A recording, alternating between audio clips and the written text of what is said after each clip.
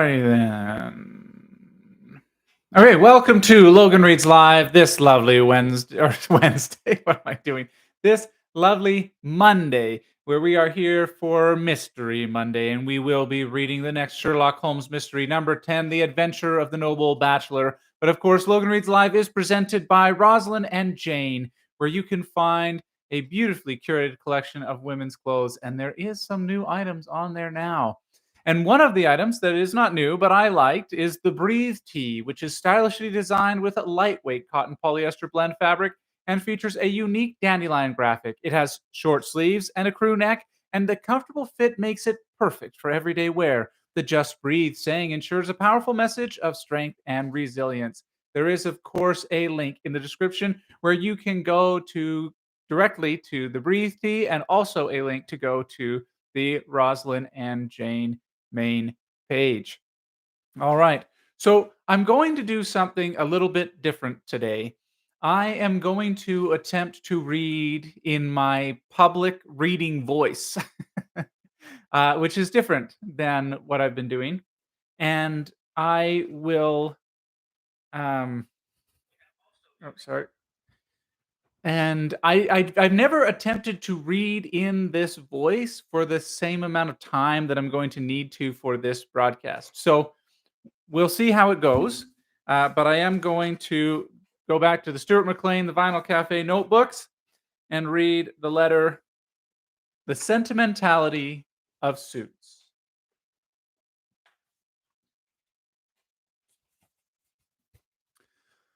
I was rummaging in a rarely visited corner of my closet when I came across my blue blazer. The moment I saw it, I was overtaken by a compulsion to put it on. I am wearing it now as I sit writing, a little overdressed for a guy who won't be leaving. Black jeans, a dress shirt, and the blazer. Though, in a private nod to my casual impulses, I have left the dress shirt untucked. I haven't worn the blazer for at least a decade. There's nothing wrong with it. In fact, as blazers go, it is a nice one. A pure wool polo blazer by Ralph Lauren, with a fetching red and black pinstripe silk lining. I bought it when I worked briefly in television, which means it is at least 25 years old. But it is a classic design and not unstylish all these years later, especially with the jeans and the untucked shirt. I have a long history with blazers. As a child, I went to a boys' school where we all wore them. A blue blazer, gray flannel pants, and a white shirt and tie is a good look for a boy. Unfortunately, I carried the look with me into adulthood. A grown man in gray flannels and a blazer looks like a poetry teacher at an English prep school.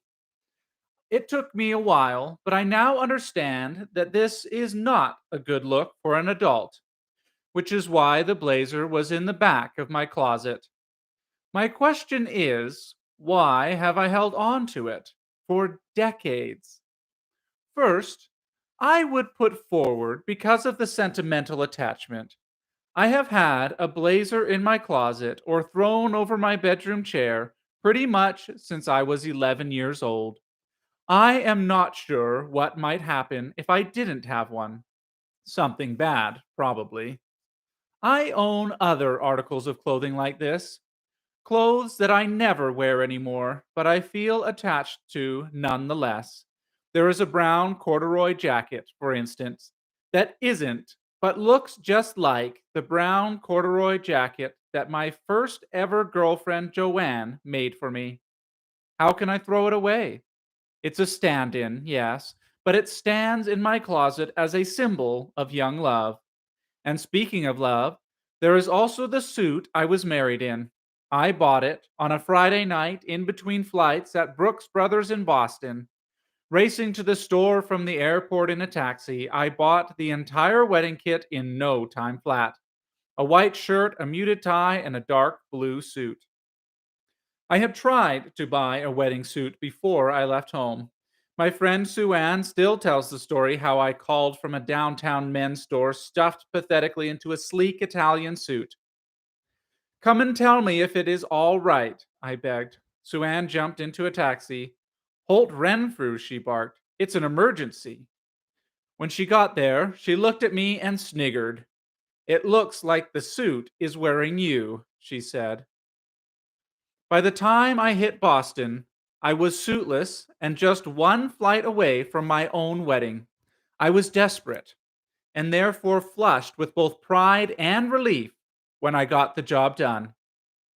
Pleased as punch that I had pulled it off, and with time to kill before my plane, I wandered down Clarendon Street and eventually into another men's store, a stylish place called Simon's, where a flamboyant young salesman took me under his wing, poured me a glass of ouzo, and asked me to show him what I had bought.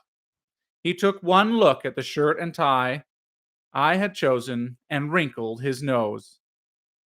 Is this a wedding or a funeral? He asked. Are you happy about this?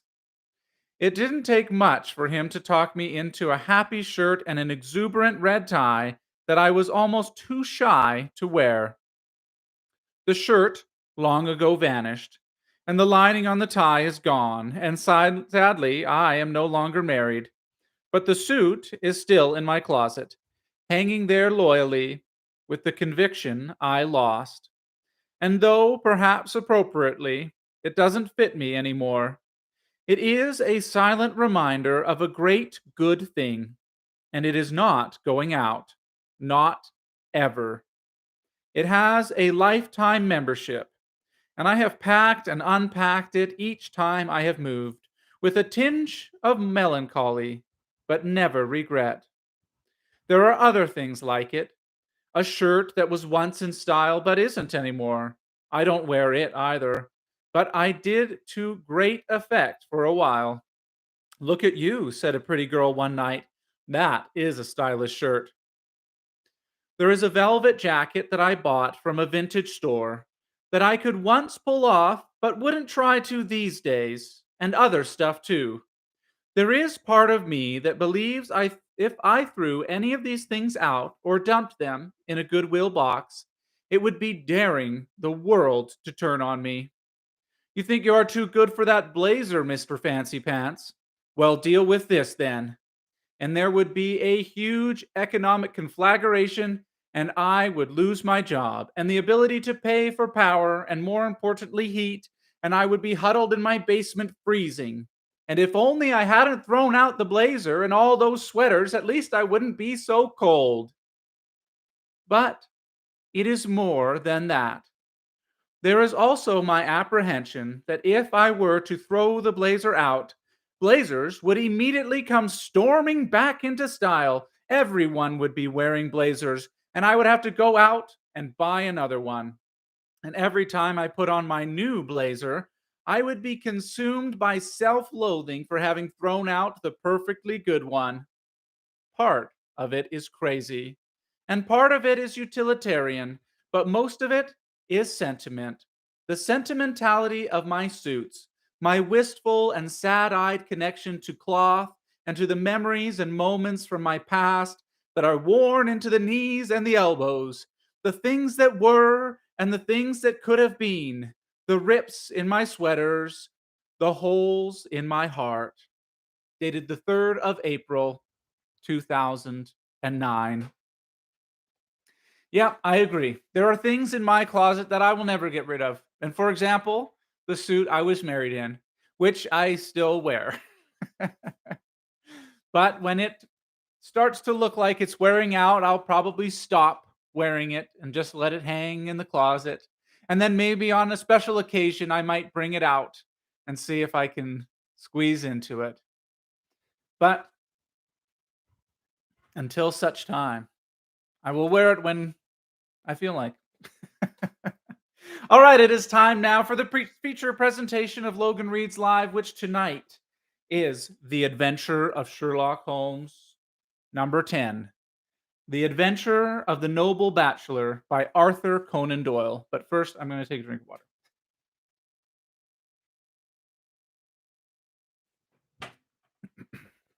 The public reading voice is much more of a strain than just my casual, normal voice.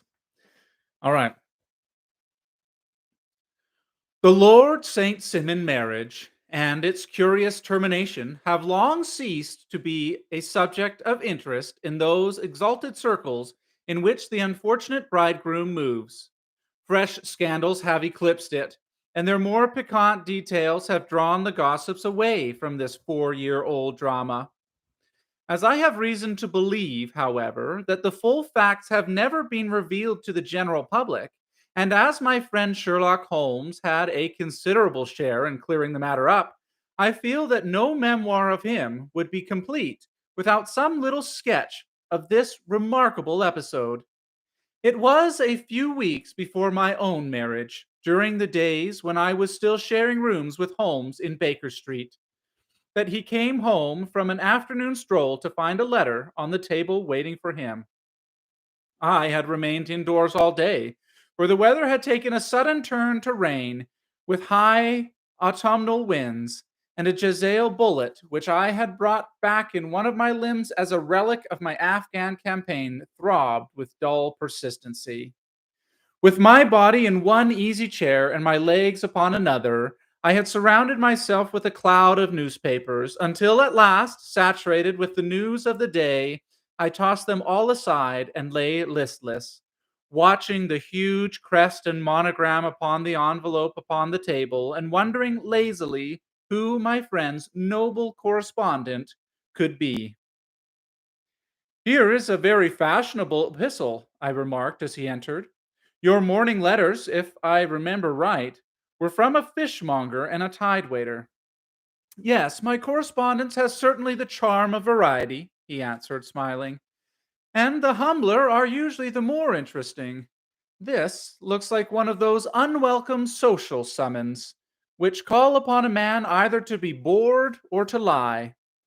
He broke the seal and glanced over the contents. "Oh, come, it may prove to be something of interest after all." "Not social, then?" "No, distinctly professional, and from a noble client.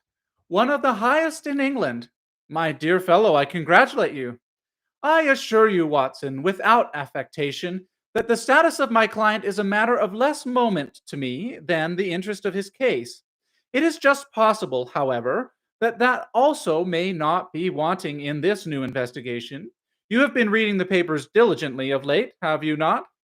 "It looks like it," I said ruefully, pointing to a huge bundle in the corner. "I have had nothing else to do." "It is fortunate, for you will perhaps be able to post me up. I read nothing except the criminal news and the agony column. The latter is always instructive. But if you have followed recent events so closely, you must have read about Lord St. Simon and his wedding." "Oh, yes, with the deepest interest." "That is well. The letter which I hold in my hand is from Lord St. Simon. I will read it to you, and in return you must turn over these papers and let me have whatever bears upon the matter. This is what he says. "My dear Sherlock Holmes, Lord Backwater tells me that I may place implicit reliance upon your judgment and discretion. I have determined, therefore, to call upon you, and to consult you in reference to a very painful event which has occurred in connection with my wedding. Mr. Lestrade of Scotland Yard is acting already in the matter, but he assures me that he sees no objection to your cooperation, and that he even thinks that it might be of some assistance. I will call at 4 o'clock in the afternoon, and should you have any other engagement at that time, I hope that you will postpone it, as this matter is of paramount importance. Yours faithfully, St. Simon." It is dated from Grosvenor Mansions, written with a quill pen, and the noble lord has had the misfortune of getting a smear of ink upon the outer side of his right little finger, remarked Holmes as he folded up the epistle. "He says 4 o'clock. It is 3 now. He will be here in an hour. Then I have just time, with your assistance, to get clear upon the subject. Turn over those papers and arrange the extracts in their order of time, while I take a glance as to who our client is." He picked a red covered volume from a line of books of reference beside the mantelpiece. "Here he is," said he, sitting down and flattening it upon his knee. "Lord Robert Walsingham of Ver St. Simon, second son of the Duke of Balmoral. Hum. Arms. Azure, three caltrops in chief over a fess sable, born in 1846. He's 41 years of age, which is mature for marriage. Was undersecretary for the colonies in a late administration. The Duke, his father, was at one time secretary for foreign affairs. They inherit Plantagenet, I don't know that word, Plantagenet blood by direct descent, and Tudor on the distaff side. Ha! Well, there is nothing very instructive in all this. I think that I must turn to you, Watson, for something more solid. I have very little difficulty in finding what I want, said I, for the facts are quite recent, and the matter struck me as remarkable. I feared to refer them to you, however, as I knew that you had an inquiry on hand, and that you disliked the intrusion of other matters. Oh, you mean the little problem of the Grosvenor Square furniture van. That is quite cleared up now, though indeed it was obvious from the first. Pray give me the results of your newspaper selections. Here is the first notice which I can find. It is in the personal column of the Morning Post, and dates, as you see, some weeks back. A marriage has been arranged, it says, and will, if rumor is correct, very shortly take place between Lord Robert St. Simon, second son of the Duke of Balmoral, and Miss Hattie Doran, the only daughter of Aloysius Doran, Esquire, of San Francisco, California, USA. That is all. Terse and to the point, remarked Holmes, stretching his long, thin legs toward the fire. There was a paragraph amplifying this in one of the society papers of the same week. Ah, here it is. There will soon be a call for protection in the marriage market, for the present free trade principle appears to tell heavily against our home product. One by one, the management of the noble houses of Great Britain is passing into the hands of our fair cousins from across the Atlantic. An important addition has been made during the last week to the list of prizes which have been borne away by these charming invaders. Lord St. Simon, who has shown himself for over 20 years proof against the little god's arrows, has now definitely announced his approaching marriage with Miss Hattie Doran, the fascinating daughter of a Californian millionaire. Miss Doran, whose graceful figure and striking face attracted much attention at the Westbury House festivities.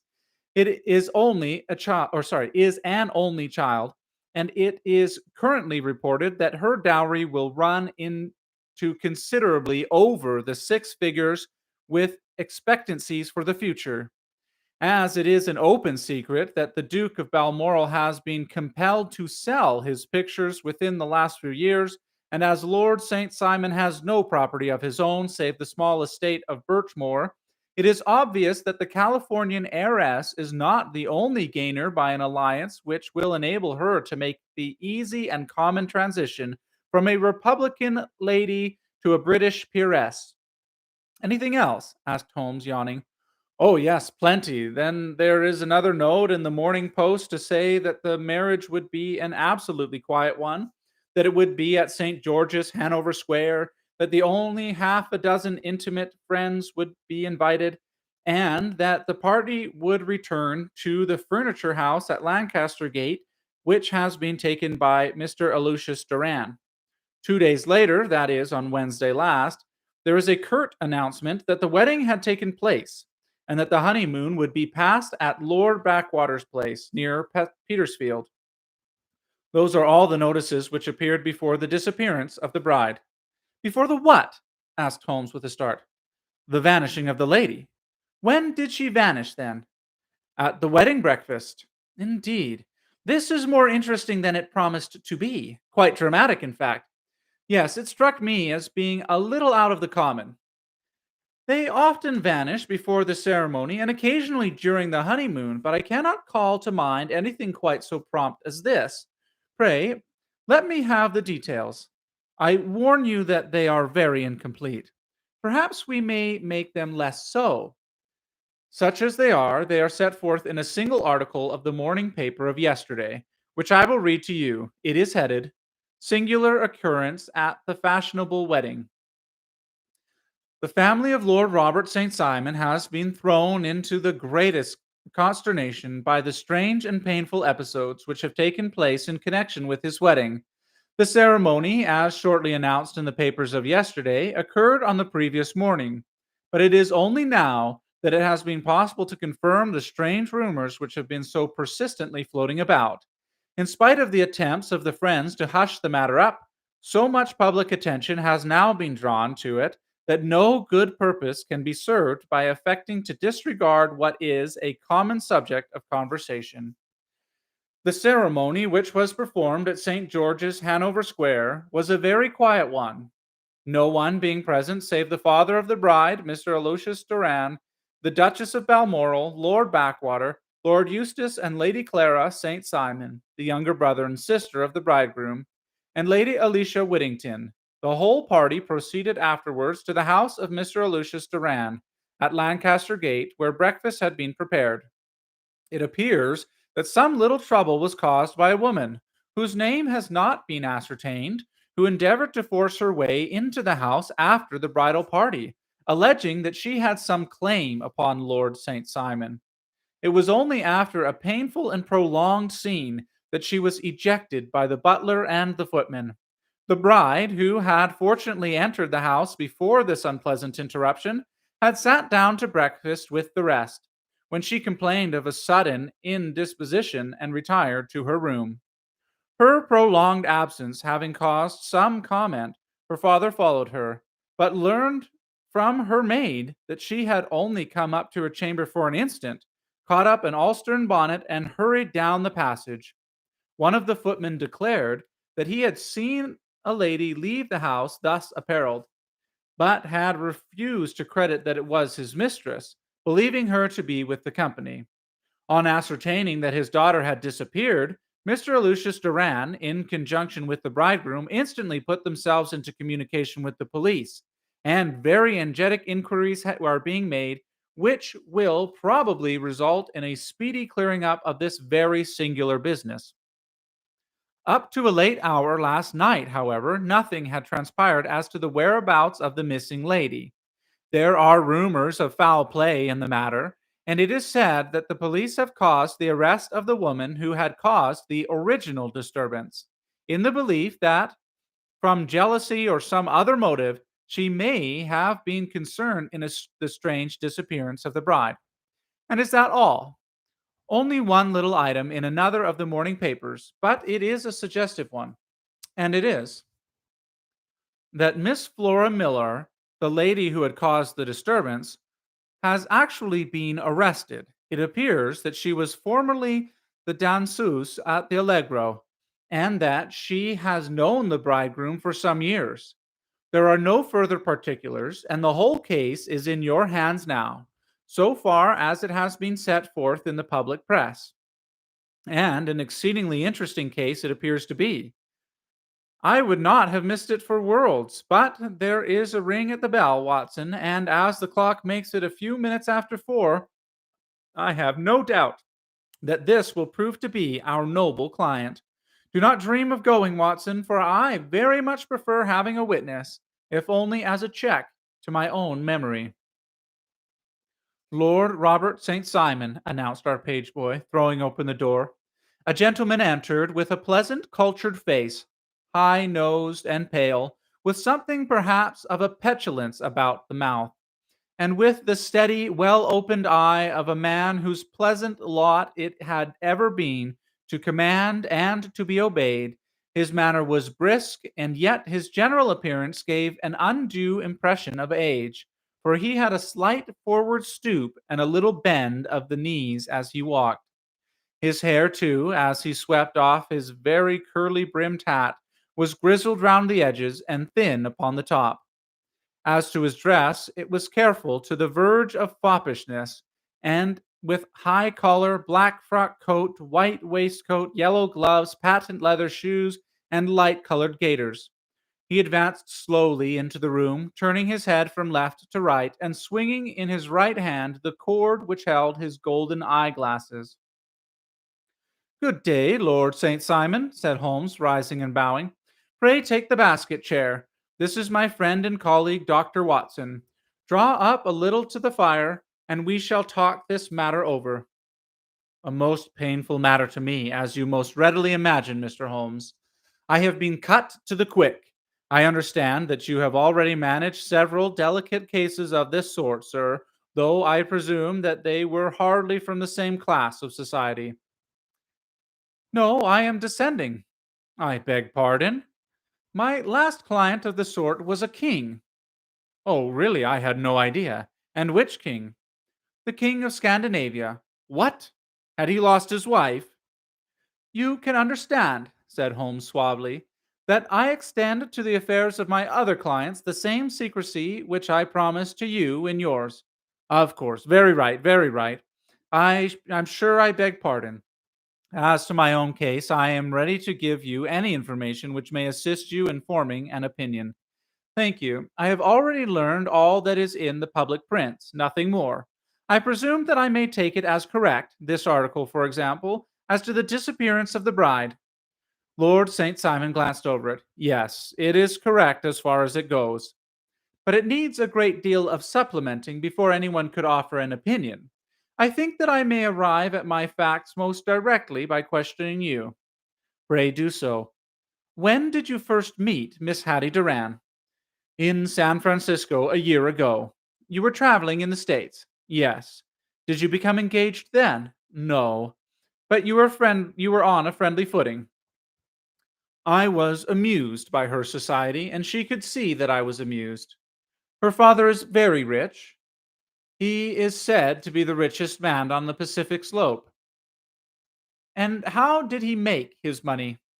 In mining. He had nothing a few years ago, then he struck gold, invested it, and came up by leaps and bounds. Now, what is your own impression as to the young lady's, your wife's, character? The nobleman swung his glasses a little faster and stared down into the fire. You see, Mr. Holmes, said he, my wife was 20 before her father became a rich man. During that time, she ran free in a mining camp and wandered through the woods or mountains, so that her education has come from nature rather than from the schoolmaster. She is what we call in England a tomboy, with a strong nature, wild and free, unfettered by any sort of traditions. She is impetuous, volcanic, I was about to say.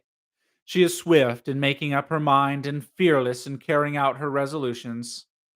On the other hand, I would not have given her the name which I have the honor to bear. He gave a stately cough. Had I not thought her to be at bottom a noble woman. I believe that she is capable of heroic self sacrifice, and that anything dishonorable would be repugnant to her. Have you her photograph?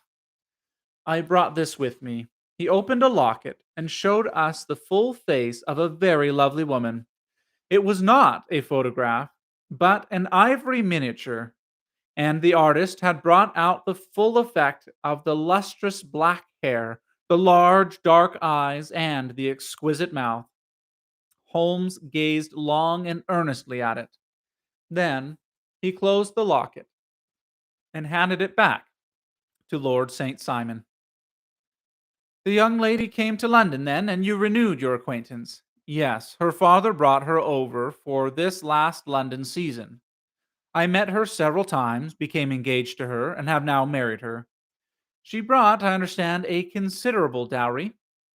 A fair dowry, not more than is usual in my family. And this, of course, remains to you, since the marriage is a fait accompli. I really have made no inquiries on the subject. Very naturally not. Did you see Miss Duran on the day before the wedding? Yes. Was she in good spirits? Never better. She kept talking of what we should do in our future lives. Indeed, that is very interesting. And on the morning of the wedding, she was as bright as possible, at least until after the ceremony. And did you observe any change in her then?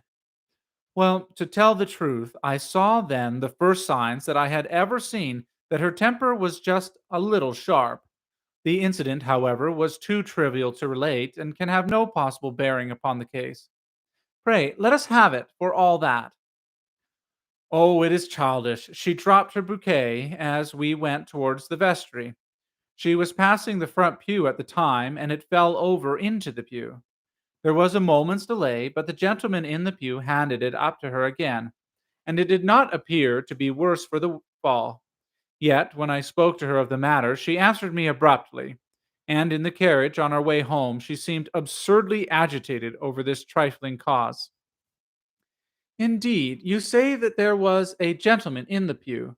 Some of the general public were present then. Oh, yes, it is impossible to exclude them when the church is open. This gentleman was not of your wife's friends. No, no, I call him a gentleman by courtesy. But he was quite a common looking person. I hardly noticed his appearance. But really, I think that we are wandering rather far from the point.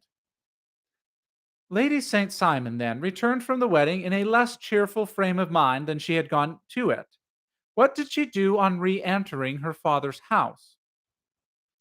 I saw her in conversation with her maid. And who is her maid? Alice is her name. She is an American and came from California with her. A confidential servant. A little too much so. It seemed to me that her mistress allowed her to take great liberties. Still, of course, in America, they look upon these things in a different way. How long did she speak to this Alice? Oh, a few minutes. I had something else to think of. You did not overhear what they said. Lady St. Simon said something about jumping a claim. She was accustomed to use slang of the kind. I have no idea what she meant. American slang is very expressive sometimes. And what did your wife do when she had finished speaking her mind? She walked into the breakfast room. On your arm? No, alone. She was very independent in little matters like that. Then, after we had sat down for 10 minutes or so, she rose hurriedly, muttered some words of apology, and left the room. She never came back. But this maid, Alice, as I understand, deposes that she went to her room, covered her bride's dress with a long ulster, put on a bonnet, and went out. Quite so. And she was afterwards seen walking into Hyde Park in company with Flora Miller, the woman who is now in custody, and who had already made a disturbance at Mr. Durand's house that morning. Ah, yes, I should like a few particulars as to this young lady, and your relations to her. Lord St. Simon shrugged his shoulders and raised his eyebrows. We have been on a friendly footing for some years. I may say a very friendly footing. She used to be at the Allegro. I have not treated her ungenerously, and she has no just cause of complaint against me. But you know what women are, Mr. Holmes. Flora was a dear little thing, but exceedingly hot headed and devotedly attached to me. She wrote me dreadful letters when she heard that I was about to be married. And to tell the truth, the reason why I had the marriage celebrated so quietly was that I feared lest there might be a scandal in the church. She came to Mr. Durand's door just after we returned, and she endeavored to push her way in, uttering very abusive expressions towards my wife and even threatening her. But I had foreseen the possibility of something of the sort, and I had two police fellows there in private clothes who soon pushed her out again. She was quite quiet when she saw that there was no good in making a row.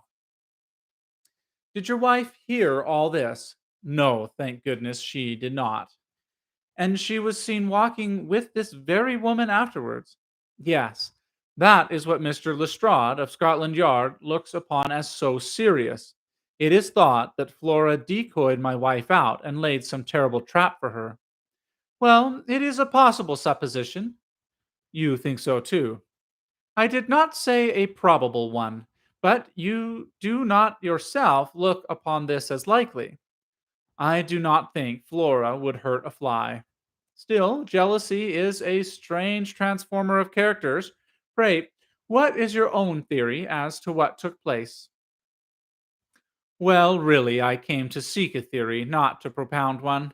I have given you all the facts. Since you ask me, however, I may say that it has occurred to me as possible that the excitement of this affair, the consciousness that she had made so immense a social stride, had the effect of causing some little nervous disturbance in my wife.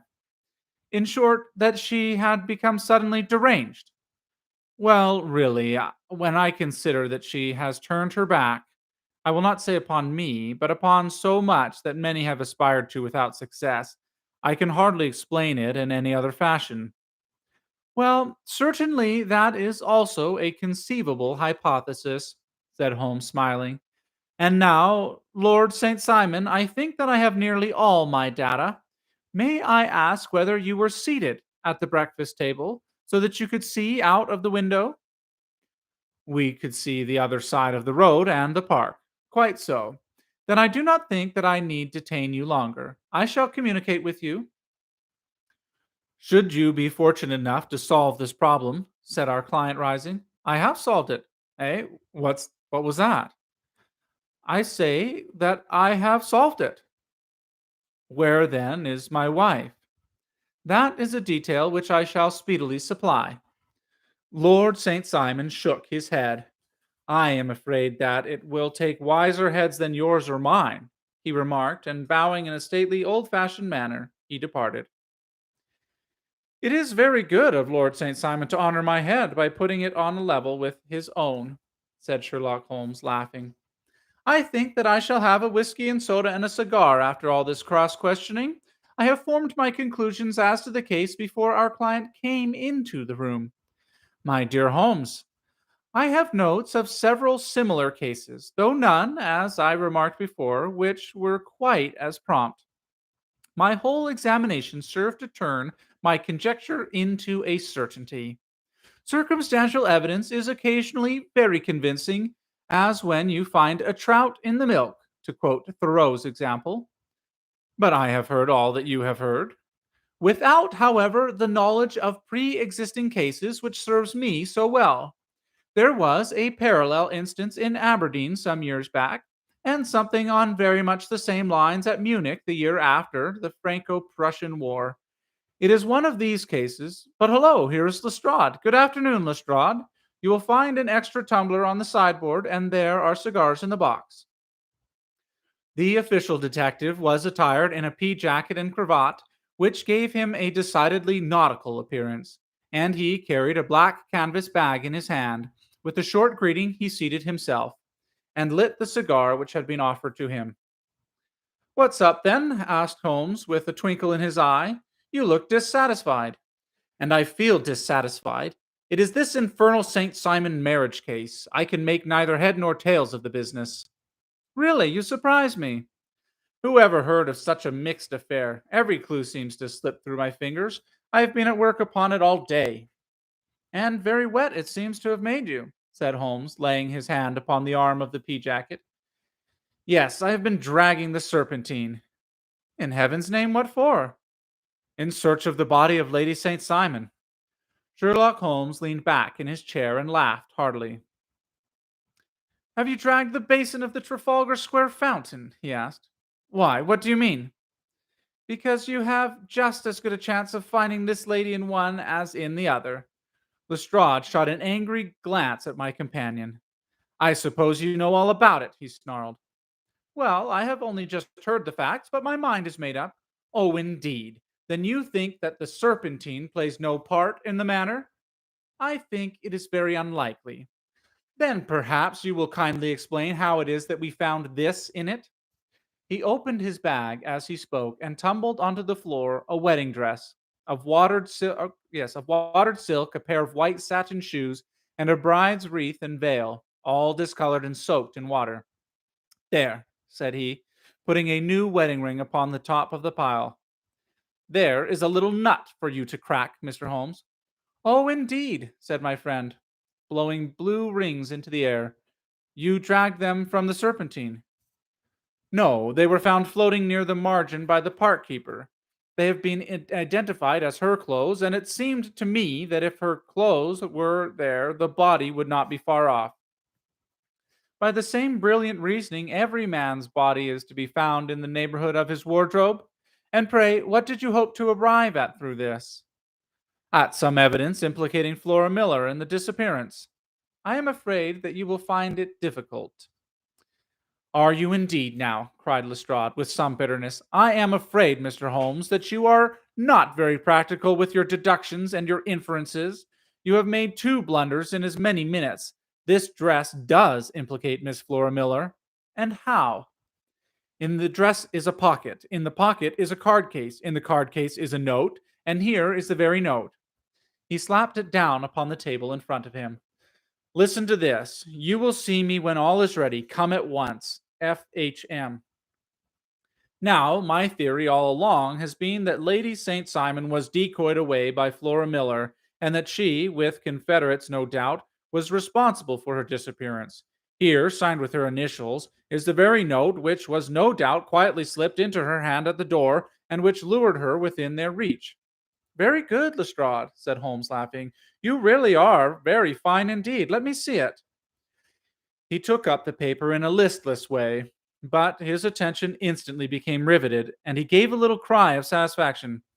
This is indeed important, said he. Ah, you find it so? Extremely so. I congratulate you warmly. Lestrade rose in his triumph and bent his head to look. Why, he shrieked, you're looking at the wrong side. On the contrary, this is the right side. The right side? You're mad. Here is the note written in pencil over here. And over here is what appears to be the fragment of a hotel bill, which interests me deeply. There is nothing in it. I looked at it before, said Lestrade.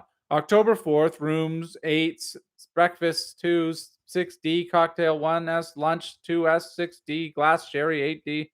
I see nothing in that. Very likely not. It is most important all the same. And as to the note, it is important also. Or at least the initials are. So I congratulate you again. I've wasted time enough, said Lestrade, rising. I believe in hard work and not in sitting by the fire spinning fine theories. Good day, Mr. Holmes, and we shall see which gets to the bottom of the matter first.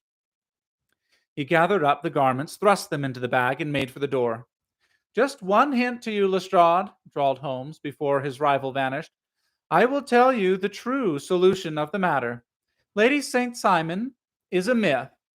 There is not, and there never has been, any such person. Lestrade looked sadly at my companion. Then he turned to me, tapped his forehead 3 times, shook his head solemnly, and hurried away. He had hardly shut the door behind him when Holmes rose and put on his overcoat. There is something in what the fellow says about the outdoor work, he remarked. So I think, Watson, that I must leave you to your papers for a little.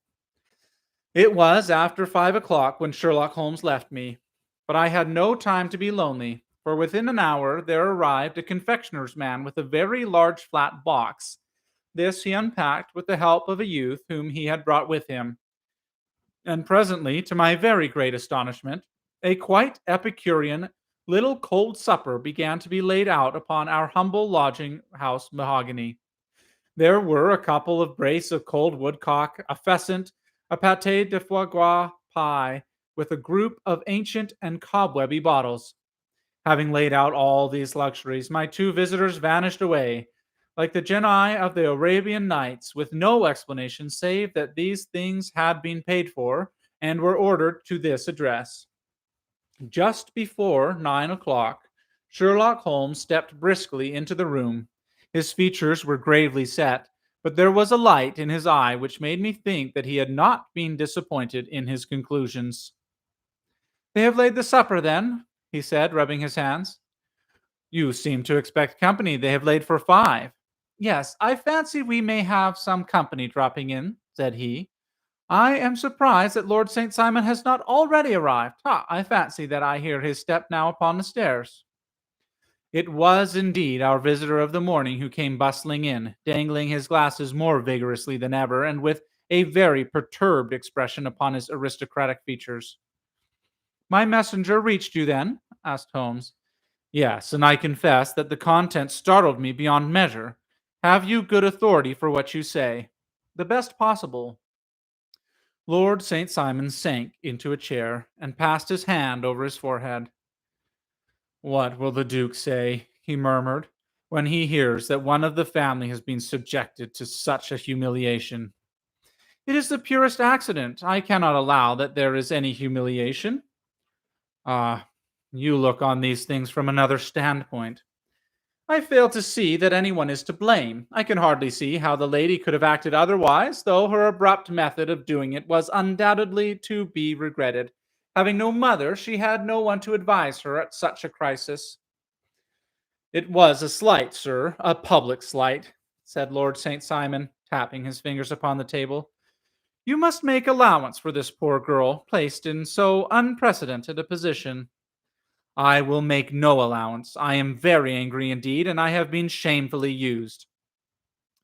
I think that I heard a ring, said Holmes. Yes, there are steps on the landing. If I cannot persuade you to take a lenient view of the matter, Lord St. Simon, I have brought an advocate here who may be more successful. He opened the door and ushered in a lady and gentleman. Lord St. Simon, said he, allow me to introduce you to Mr. and Mrs. Francis Hay Moulton. The lady, I think, you have already met. At the sight of these newcomers, our client had sprung from his seat and stood very erect, with his eyes cast down and his hand thrust into the breast of his frock coat, a picture of offended dignity. The lady had taken a quick step forward and had held out her hand to him, but he still refused to raise his eyes. It was as well for his resolution, perhaps, for her pleading face was one which was hard to resist. You are angry, Robert, said she. Well, I guess you have every cause to be. Pray make no apology to me, said Lord St. Simon bitterly. Oh, yes, I know that I treated you real bad, and that I should have spoken to you before I went, but I was kind of rattled, and from the time when I saw Frank here again, I just didn't know what I was doing or saying. I only wonder I didn't fall down and do a faint right there before the altar. Perhaps, Mrs. Moulton, you would like my friend to explain, or friend and me to leave the room while you explain this matter? If I may give an opinion, remarked the strange gentleman, we've had just a little too much secrecy over this business already. For my part, I should like all Europe and America to hear the rights of it. He was a small, wiry, sunburned man, clean shaven, with a sharp face and alert manner. Then I'll tell our story right away, said the lady. Frank here and I met in '84 in McQuire's camp near the Rockies, where Pa was working a claim. We were engaged to each other, Frank and I. But then one day father struck a rich pocket and made a pile, while poor Frank here had a claim that petered out and came to nothing. The richer Pa grew, the poorer was Frank. So at last Pa wouldn't hear of our engagement lasting any longer, and he took me away to Frisco. Frank wouldn't throw up his hand, though, so he followed me there, and he saw me without Pa knowing anything about it. I would only have made him mad to know. So we just fixed it all up for ourselves. Frank said that he would go and make his pile too, and never come back to claim me until he had as much as Pa. So then I promised to wait for him to the end of time and pledged myself not to marry anyone else while he lived. Why shouldn't we be married right away then? Said he. And then I will feel sure of you, and I won't claim to be your husband until I come back. Well, we talked it over, and he had fixed it all up so nicely, with the clergyman all ready and waiting, that we just did it right there. And then Frank went off to seek his fortune, and I went back to Pa.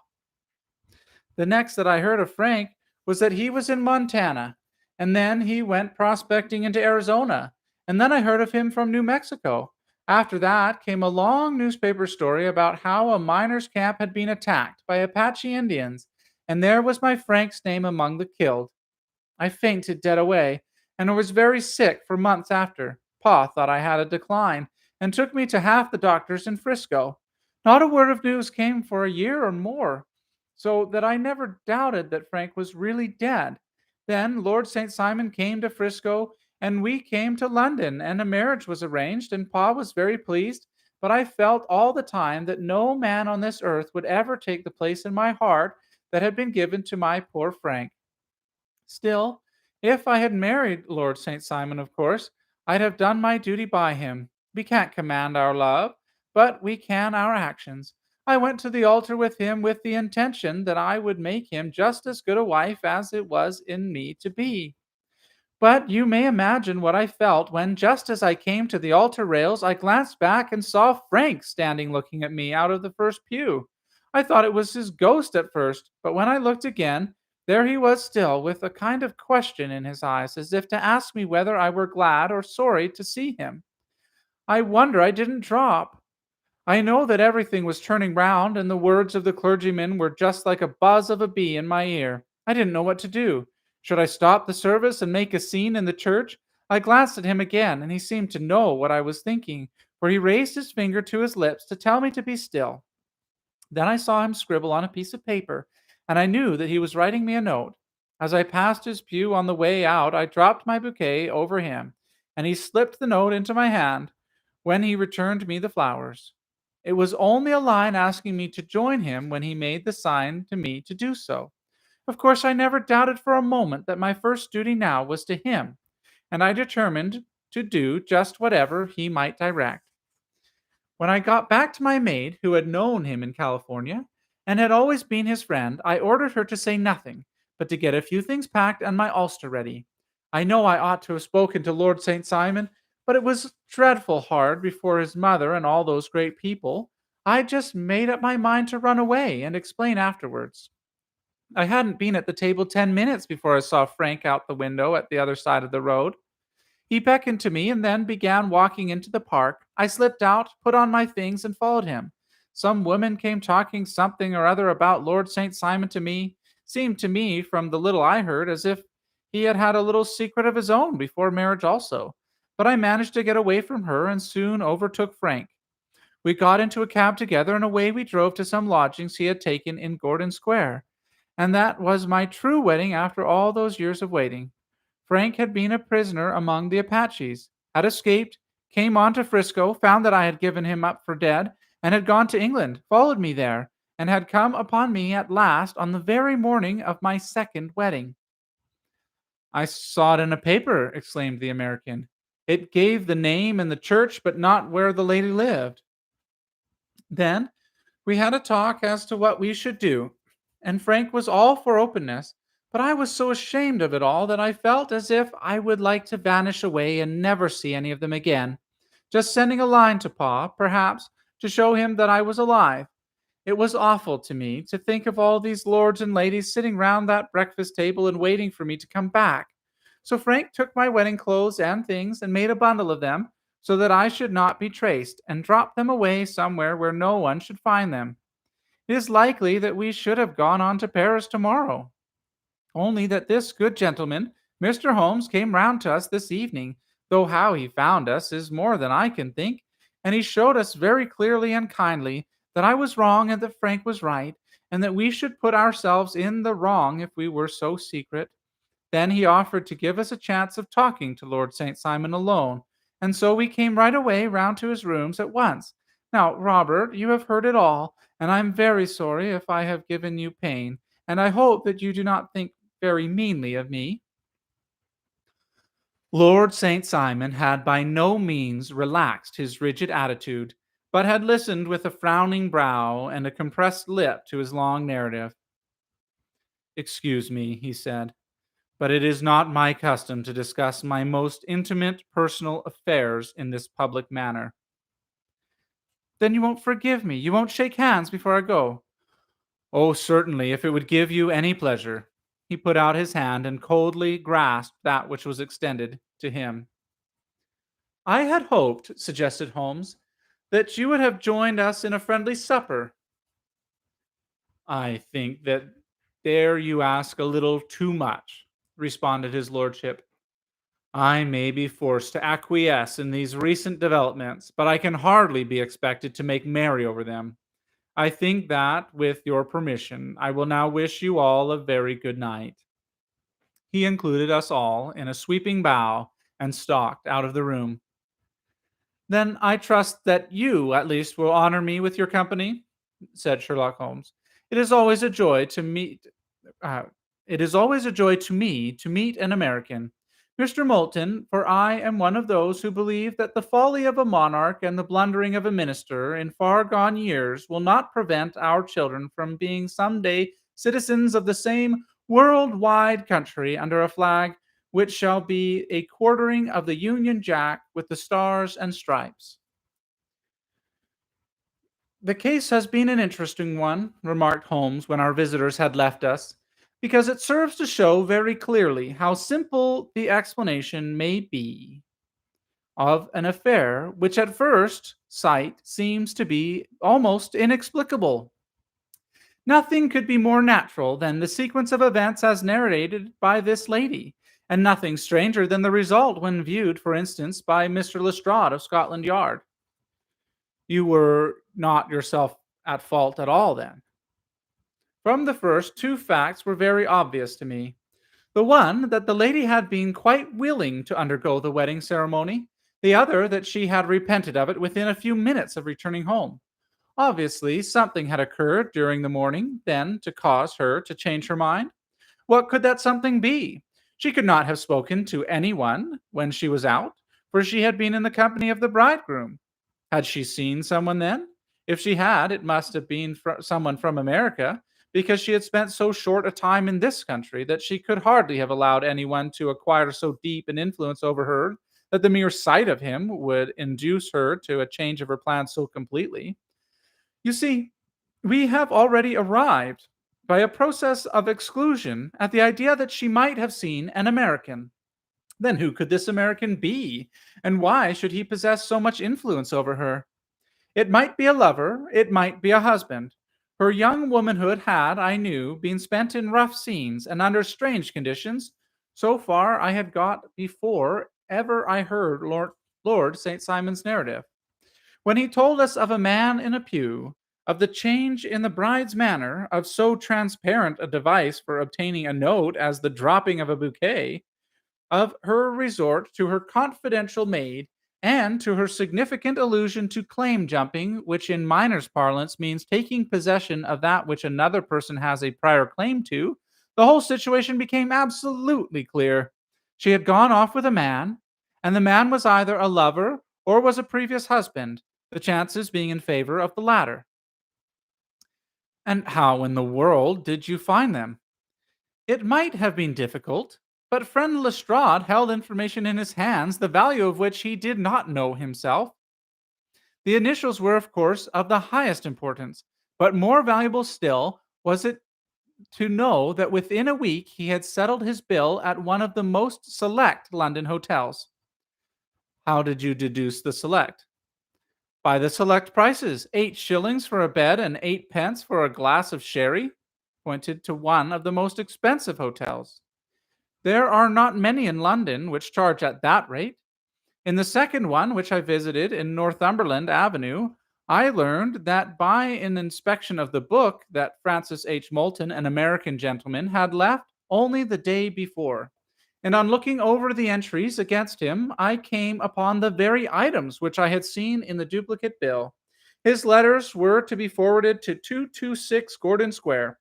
So thither I traveled, and being fortunate enough to find the loving couple at home, I ventured to give them some paternal advice, and to point out to them that it would be better in every way that they should make their position a little clearer both to the general public and to Lord St. Simon in particular. I invited them to meet him here, and as you see, I made him keep the appointment. But with no very good result, I remarked. His conduct was certainly not very gracious. Ah, Watson, said Holmes, smiling, perhaps you would not be very gracious either, if, after all the trouble of wooing and wedding, you found yourself deprived in an instant of a wife and of fortune. I think that we may judge Lord St. Simon very mercifully, and thank our stars that we are never likely to find ourselves in the same position. Draw your chair up and hand me my violin, for the only problem which we have still to solve is how to while away these bleak autumnal evenings. And that concludes the mystery of the noble bachelor. Anyways, thank you so much for coming and watching and listening. Logan Reads Live tonight, which was presented by Rosalind and Jane. And we are featuring the Breathe Tee, which is a stylishly designed and has a lightweight cotton polyester blend fabric and features a unique dandelion graphic. It has short sleeves and a crew neck and a comfortable fit that makes it perfect for everyday wear. The Just Breathe saying ensures a powerful message of strength and resilience. And of course, there are links in the description where you can go to find that t-shirt and the store Rosalind and Jane. and it is quite hot in here now. I'm sweating like crazy. Anyways, thank you so much. You have a lovely night, and I will be back tomorrow. Bye for now.